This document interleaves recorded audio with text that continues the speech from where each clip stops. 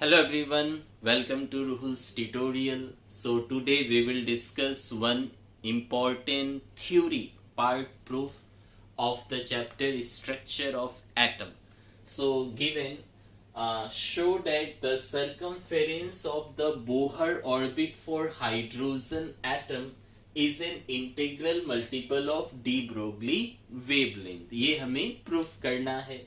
तो दिया है सरकमफेरेंस जो होगी, सरकमफेरेंस किसका?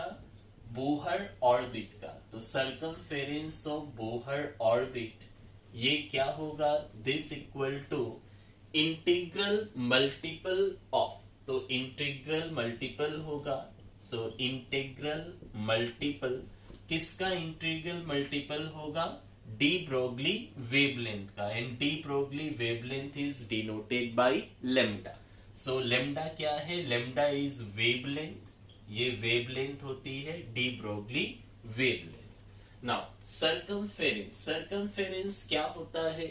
So according to Bohr theory, electron जो है वो न्यूक्लियस के चारों तरफ सर्कुलर पथ में रिवॉल्व करता है. जैसे ये न्यूक्लियस हो गया, इसके चारों तरफ इलेक्ट्रॉन घूमेगा.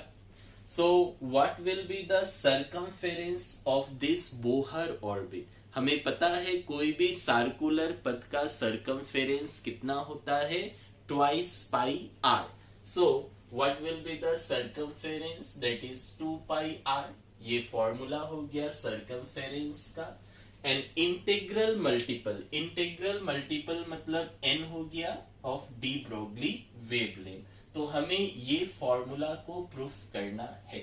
नाउ सिंस इस फॉर्मूला में दो चीजें मेंशन की गई है, वन इज बोहर्स मॉडल और one is de Broglie equation. तो हमें इन दोनों की फॉर्मूला को यूज करते हुए इस प्रूफ को करना पड़ेगा. So first, according to Bohr's model for hydrogen atom, उन्होंने क्या कहा कि इलेक्ट्रॉन सिर्फ उन्हीं ऑर्बिट में घूमेंगे जहां की एंगुलर मोमेंटम क्या होगी? Integral multiple of h by 2 pi होगी. तो according to Bohr's atom model की एंगुलर मोमेंटम जो है वो अगर इंटीग्रल मल्टीपल मतलब इंटू n. n क्या है? n is the shell number या ऑर्बिट नंबर. तो integral multiple of h by 2 pi.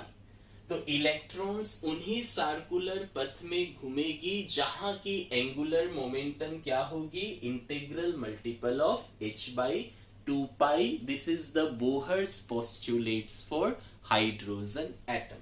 Now, what is angular momentum? The formula for angular momentum is mvr.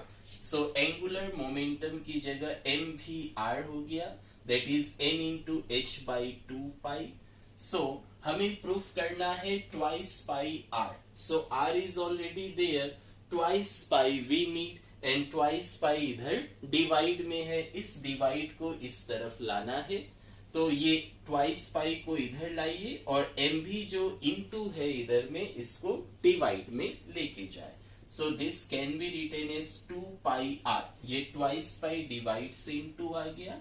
This is n into h and m v into है, इस तरफ चला गया divide में. Now so twice pi r equal to n.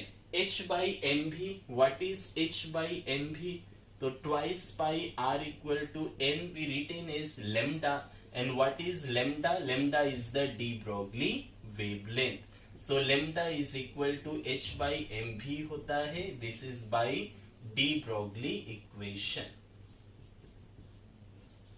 So this is the required proof. Twice pi r equal to n lambda. Thank you.